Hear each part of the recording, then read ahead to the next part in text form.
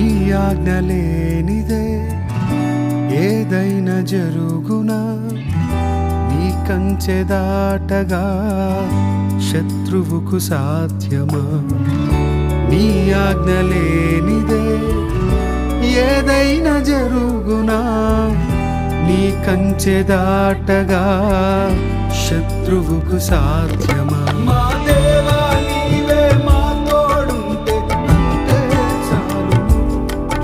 అపవాది తలచిన కీడులన్నీ మేలైపోను.